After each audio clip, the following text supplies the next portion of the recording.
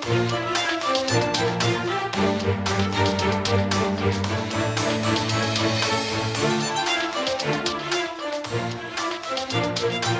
გულისხმობს ნატოსთან პარტნიორობის ახალი ეტაპი? რა პოლიტიკური რეფორმები სჭირდება საქართველოს ევროატლანტიკური ინტეგრაციისთვის? რა როლი და ადგილი აქვს საქართველოს მსოფლიოს ახალ პოლიტიკურ დღესდღეში? თავდაცვის მინისტრი თინა ხიდაშელი და პრეზიდენტი საგარეო ურთიერთობათა მდივანი თენგიზ ფხალაძე თავარში.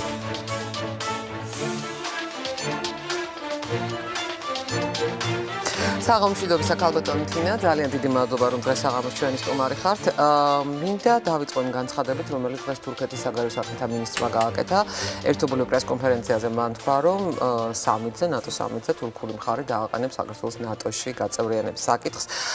რამე შეიძლება ამას მოყვეს თუ ეს უბრალოდ მეზობლის კეთილი ჟესტია, ასე ვთქვათ, რომელიც თავად ნატოს წევრია, ბუნებრივია ეს ვიცით ყველა. მოგესალმებით პირველ რიგში, თქვენს ეთერში არ ყოფილვარ და გილოცავთ. მიხარია.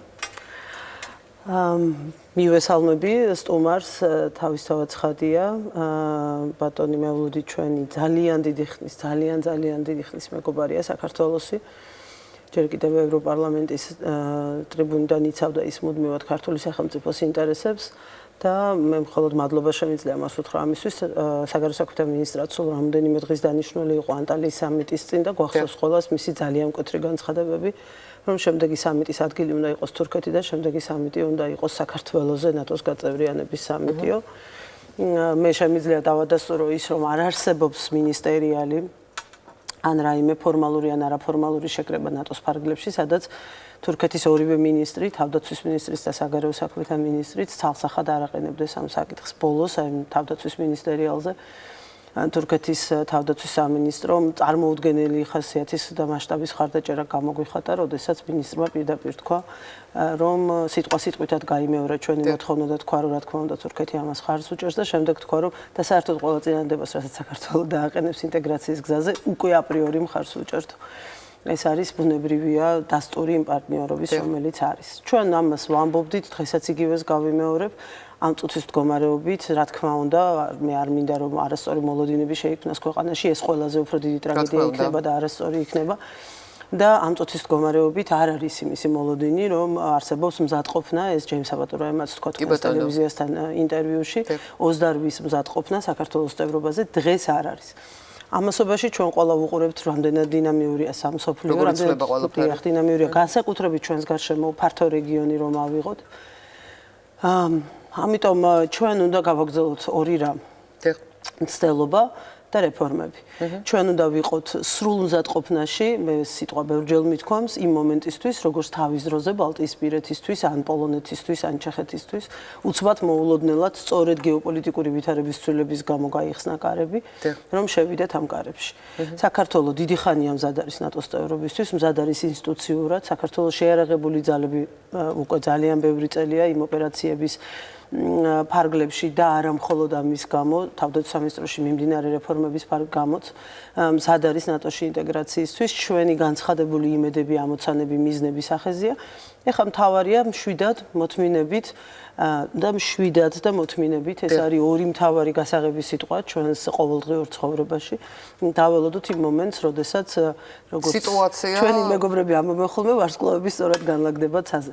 და ეს აუცილებლად იქნება. მაგრამ ამ გზაზე სწორედ ის, რომ ყავს ისეთი ერთგული, ურყევი პარტნიორები და მეგობრები, როგორც არის იგივე თურქეთი, როგორც არის ესტონეთი, როგორც არის პოლონეთი, ლიტვა, ლატვია, ჩეხეთი, მე არ მინდა ხა ესე ქვეყნებად ჩამოვთვალო, იმიტომ რომ უამრავია ესეთი ქვეყანა ნატოს წევრებსა და ევროკავშირის წევრებში, რომლებიც მუდმივად ყოველდღიურად მზად არიან, რომ ჩვენთან ერთად ისეთივე შემართებით იბრძოლონ, როგორც ჩვენ. ეს არის, რა თქმა უნდა, იმისი გარანტია, რომ შეუმჩნეველი პროცესი არ დარჩეს და შესაძლებლობებს ესრდის. გასაგებია. მე მინდა ზუსტად თქვენი ბრიუსელში ბოლო ვიზიტის შესახებ კითხოთ და თქვენ რომ არ გაიმეოროთ ის, რაც თითქოს უნდა მაყურებელმა იცოდეს. მე უბრალოდ პატარა ციტატას მოვიყვა ნატოს გენერალური მდივნის საბოლოო განცხადებიდან. თქვენ გაქვთ ყოველწლიური ეროვნული პროგრამა, გაქვთ ნატო საქართველოს კომისია და გაქვთ არსებითი პაკეტი და ჩვენ ახლა წინ მივიწევთ და იმ ყოვლისმომცველი პაკეტის სხვადასხვა ელემენტს ვახორციელებთ. ვიძლებთ. Ყველა ეს პრაქტიკული ინსტრუმენტი ყოველდღე გამოიყენება საქართველოსთვის წევრობის მოსამზადებლად და თქვენ უკვე უახლოვდებით ნატოს. წევრობის სამოქმედო გეგმა პოლიტიკური სტატუსია, რომელსაც მოკავშირეები კონსენსუსის საფუძველზე ანიჭებენ. ამიტომ სანამ საქართველოს ნატოში გაწევრიანება შეძლებს, საჭიროა რომ წევრობის სამოქმედო გეგმაზე კონსენსუსის საფუძველზე გადაწყვეტილება იქნას მიღებული, თუმცა რასაც მივესალმები არის ის, რომ თქვენ პროგრესირებთ, თქვენ რეფორმებს ახორციელებთ. რეფორმები, ანუ აქ არ არის საუბარი მხოლოდ და მხოლოდ თავდაცვის სფეროზე, აქ არის ძალიან ფართო რეფორმებზე მართლმსაჯულება იყო დასახელებული ერთ-ერთი რეფორმა, სადაც პროგრესელიან. ხედავთ თქვენ იმის საფუძველს, რომ უახლოეს ხანში აი იმ ფართო რეფორმებს მე თავდაცვას არ გულისხმობ. საქართველოს მთავრობამ დადოს ის შედეგი, რომ უბრალოდ სალაპარაკო აღარ იყოს, რომ აი კიდე რეფორმა არ ელოდებათ. ჩვენ პირველ რიგში რა თქმა უნდა გეთანხმებით, როდესაც რეფორმებზეა საუბარი, ნატო არ არის მხოლოდ სამხედრო ერთობა, ნატო არის სამხედრო პოლიტიკური ერთობა. ნატოს წევრი ქვეყნები არიან ქვეყნები, რომელთაც თავდაცვისუნარიანობის თვალსაზრისით თავსებადობის მაღალი ხარისხი აქვთ, მაგრამ ამავდროულად არიან დემოკრატიული სახელმწიფოები, დემოკრატიული ქვეყნების ერთობა. და ეს თავისთავად ბუნებრივია გულისხმობს იმას, რომ მხოლოდ თავდაცვის სამინისტრო ვერ იქნება ერთადერთი უწყება, რომელსაც უყურებენ, აანალიზებენ, მონიტორინგს უწყობენ. ჩვენ ორი ამოცანა გვქონდა გადასაწყვეტი 2012 წლის 1 ოქტომბრის არჩევნების შემდეგ. ფართო სპექტრს თუ შევხედავთ რეფორმების, რომელიც ქვეყანაში იყო გასატარებელი. სამი ამოცანა უпростоრად. პირველი და ყველაზე სასწრაფო დაუყოვნებლივ გასაკეთებელი ეს იყო, რომ გაგვეწყვიტა აი ეს ჯაჭვი მოვლენების, რომელიც ქვეყანაში წლების განმავლობაში ხდებოდა. ჯაჭვი უკანონობების, ჯაჭვი მე ვარ კანონი, ერთი ადამიანის კანონზე მაღლა დგომის, ჯაჭვი ყველაფერში ჩარევის პოლიტიკური ხელმძღვანელობის. ეს იყო პირველი რიგის ამოცანა, რომლის შედეგიც უცბად ყისიერად უნდა ეგრძნოს საზოგადოებას. მეორე ამოცანა იყო უკვე ინსტიტუციური რეფორმების პაკეტები შემუშავებული იყო ასევე სწრაფად და ეფექტურად, იმისაც რომ შემდეგ მათი განხორციელება მომხდარიყო. ხო, მაგალითად, იგივე სასამართლო რეფორმაში, იგივე ჩემი სფერო რომ ავიღოთ, თუნდაც თავდაცვის სისტემაში, ხო, მაგალითად ის რომ სამხედრო პოლიცია იყო ჩვეულებრივი პოლიტიკური ძალადობის და ანგარიშწორების ინსტრუმენტი ყოველგვარი გადამეტების გარეშე და ეს რა თქმა უნდა შეცვლილიყო და იქ სერიოზული რეფორმა უნდა ჩატარებულიყო, რაც ირაკლი ალასანიას ministrობის დროს ნამდვილად ჩატარდა. ეს იყო მეორე ამოცანა და მესამე რიგის ამოცანა იყო რომ აი ამ პროცესში, როდესაც ადამიანების ერთი წრემი ჩვეული იყო რაღაცა სტილით ცხოვრებას, ხო ის აღარ აზროვნებდა, არა იმიტომ რომ აზროვნებას მოკლებული იყო ან განათლება ეკლდა ან ინტელექტი ან შესაძლებლობა. მას უბრალოდ აზროვნების უფლება ჰქონდა წართმეული, ამიტომ რასაც პროკურორი ეტყოდა მაგალითად მოსამართლეს, ის უნდა დაეწერა განაჩენში. ამიტომ ის აღარ აზროვნდა, ის აღარ ფიქრობდა, ის მან იცოდა რომ მოუვიდოდა გამზადებული პროდუქტი, რომელიც უნდა უბრალოდ კომპიუტერში გადაეკოპირებინა და ჩაესვა სხვა ტექსტში, მოსამართლის ბლანკიან ტექსტში და ის ინფორმით უნდა გამოეშვა იქიდან. ეს გავწყვიტეთ, რეფორმების პაკეტი დავდეთ, რასაც დრო დაჭირდა და მესამე ამოცანა იყო, რომ აი ამ პროცესში სანამ ეს რეფორმა დასრულდებოდა და ძველი აღარ იარსებებდა, ქაოსი არ ყოფილიყო ქვეყანაში. ჩემი აზრით, პირველი და მესამე ამოცანა ჩვენ წარმატებით შევასრულეთ.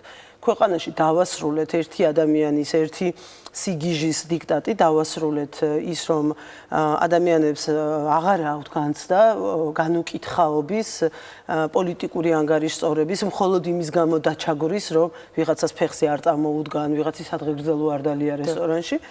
ასევე არ დაუშვით ქაოსი და გარკვეულწილად ამ პროცესის კონტროლი მოვახერხეთ, მაგრამ ვერ დავასრულეთ რეფორმები ბოლომდე. ეს ჩემი აზრით ძალიან ნორმალურია და ამას ყველა ძალიან ნორმალურად უყურებს, იმიტომ რომ ჩვენ სულ 3 წელია რაც ხელისუფლებაში ვართ, იმდენი რამე იყო გაფუჭებული, რომ ეხა ესე უცბად დილით ღამე დაწვე, დილით გაიღვიძო და 5-ის ნახევარზე დემოკრატია დაიწყო სრულფასოვანი მოქმედებაში.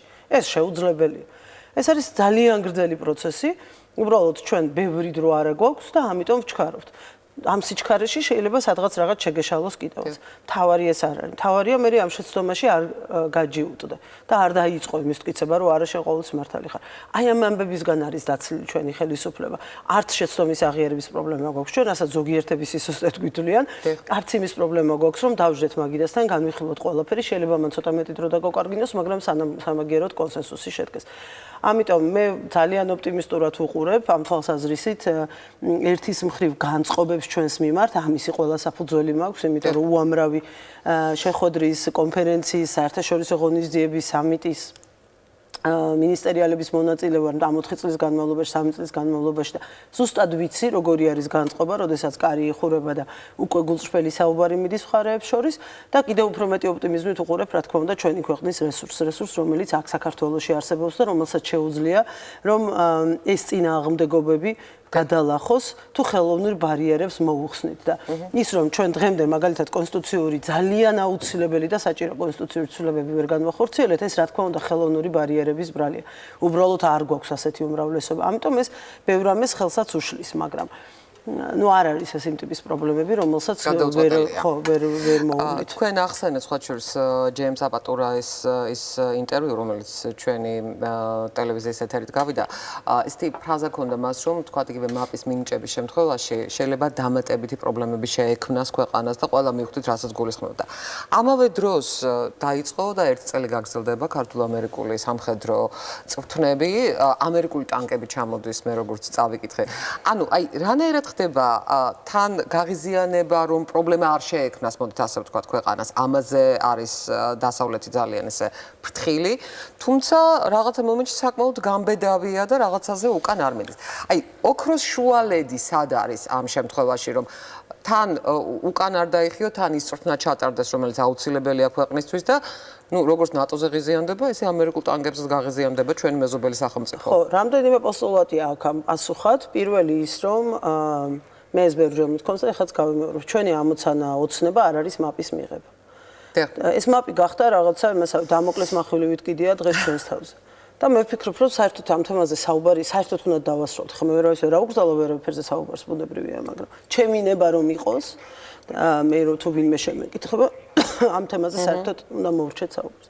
წეგან თქვენ ჩამოთვალეთ ინსტრუმენტები, მე კიდე შემიძლია ექსია გავაგრძელო და გითხრათ ძალიან თამამად ამაყად და ნებისმიერ ადამიანს, ვისაც განსხვავებული აზრი აქვს, ნებისმიერ სტუდიაში დაუჯდები და დაუმტკიცებ დოკუმენტალურად, რომ არც ერთ ქვეყანას დედამიწის ზურგზე, ვისაც მაპი ქონიან დღეს აქვს, არ აქვს იმდენი ინსტრუმენტი, რაც საქართველოს აქვს ნატოსთან ურთიერთობაში. არ აქვს იმდენი ტიპის ფორმატი თანამშრომლობის, რამდენიც საქართველოს აქვს ნატოსთან ურთიერთობაში. დღეს სხვათა შორის 10 წლის თავია საჩხერის სამთო მომზადების ცენტრის. და რატომ არის ეს მნიშვნელოვანი? პირველი ნაბიჯი სწორედ მაშინ გადაიდგა, საჩხერე იყო ფლაგმანი თუ პირველი მერცხალი თუ რაც გნებავთ ის დავარქვათ საქართველოს ნატოსთან ურთიერთობის PFP-ის პარტნიორობა მშვიდობისათვის ფარგლებში და იმ დღიდან მოყოლებული მასზე სტატუსი აქვს. 10 წლის წინ ძალიან ბევრ ამაზე მეტყველებს ეს თანამშრომლობის მასშტაბზე, თანამშრომლობის ასაკზე და ინსტრუმენტების სიმრავლეზე იმ დღიდან მოყოლებული დღემდე. ეს პირველი. მეორე, საქართველოს სუვერენული ქვეყანა არის და თავად აკეთებს თავის არჩევანს, ვისთან იპარტნიოროს და ვისთან არა. ის ქვეყნებიც, ვისთან ჩვენ რაღაცა ტიპის ურთიერთობებში ვართ შესული, თავად იღებენ გადაწყვეტილებებს ამ სუვერენულ საქართველოსთან ურთიერთობაში როგორ მოიქცენ.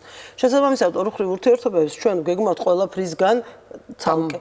ეს არის ორმხრივი ურთიერთობები ორ პარტნიორ ქვეყანას შორის. ამერიკა საქართველოს სტრატეგიული პარტნიორია, ეს უკვე ძალიან დიდი ხნის ამბავია, ეს ძალიან დიდი ხანი დარწმუნებული ვარ ასე იქნება. და შესაბამისად ჩვენ ძალიან შორს მიმავალი მრავალწლიანი გეგმები გვაქვს. საქართველოს ამერიკის სამხედრო წვრთნები უკვე დიდი ხანია რაც ხდება და ის წელსაც გაგრძელდება. ჩვენ გვექნება როგორც ჩარჩა მქონდა ნობელ პარტნერი მაისში ძალიან დიდი სწავლება გახსოვთ თქვენ შარშან 26 მაისს ამერიკული ბრედლები მონაწილეობდნენ ჩვენ დამოუკიდებლობის დღესასწაულზე და ამერიკელი სამხედროები იყვნენ წელსაც 400-მდე ამერიკელ სამხედრო მოსამსახურეს ველოდებით ჩვენ წვრთნებზე. შემდეგ არის შემდეგი ციკლები. შინაგან საქმეთა სამინისტრო არის ლიდერი და სუსი სხვა სწავლებაში, რომელიც აგვისტოში იქნება მაგალითად და ჩვენ უბრალოდ მივიღებთ იქ მონაწილეობას. სექტემბერში ისევ გვექნება ჩვენ სწავლება, რომელიცშიც უკვე ჩვენ თავდაცვის სამინისტროს გვაქვს მთავარი როლი და სხვა უწყებები იქნებიან თანამონაწილეები. ნოემბერში გვაქვს შემდეგი ეტაპი ამ სწავლებების.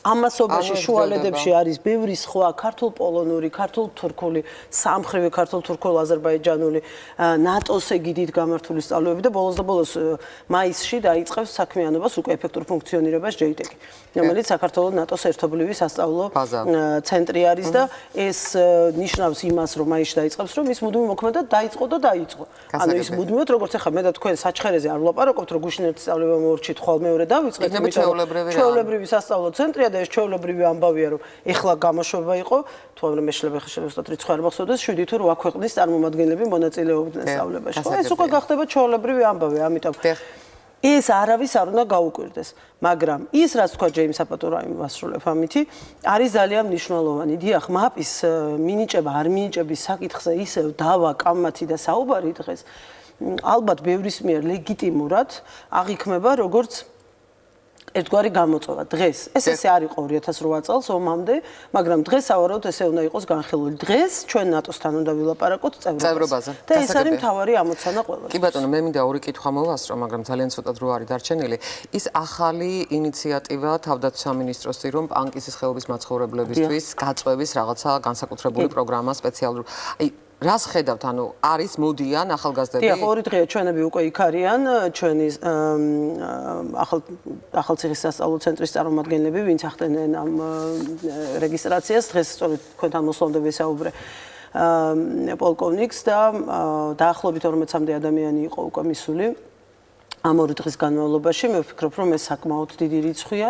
ჯერ კიდევ 3 დღე დარჩენილი, ვნახოთ რეგისტრაციას რამდენი გაივლის. ჯერჯერობით რეგისტრაცია არ გავლის, ჯერ ინფორმაციის მისაღებად იყო მისული, მაგრამ დღეს გქონდა ჩვენ ძალიან მნიშვნელოვანი ღონისძიება. დღეს თავდაცვის სამინისტრომ დაიწყო ცოდნის კვირეული, რომელიც 2 კვირას გასტანს და ძალიან ბევრი ღონისძიება იქნება ამ ფარგლებში. გავხსენით ჩვენის გორიში, თავდაცვის აკადემიაში, პანკისელ არა მხოლოდ, ახმეტის რაიონის ბავშვებთან ერთად დაახლოებით 300-მდე ახალგაზრდა იყო ჩამოსული. სრულიად ფანტასტიკური დღე იყო ჩვენთვის და დიდი იმედი მაქვს რომ მათთვის.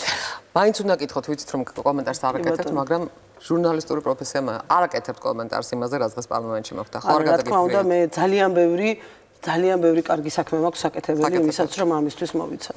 გასაგებია, თინეთი ხიდაშელი იყო ჩვენი სტუმარი, სავარაუდოდ ამ კვირაში გახდება ცნობილი, როდის გაემართება დიდ ბრიტანეთში რეფერენდუმი ბრიტანეთის ევროკავშირში დარჩენა არ დარჩენის შესახებ.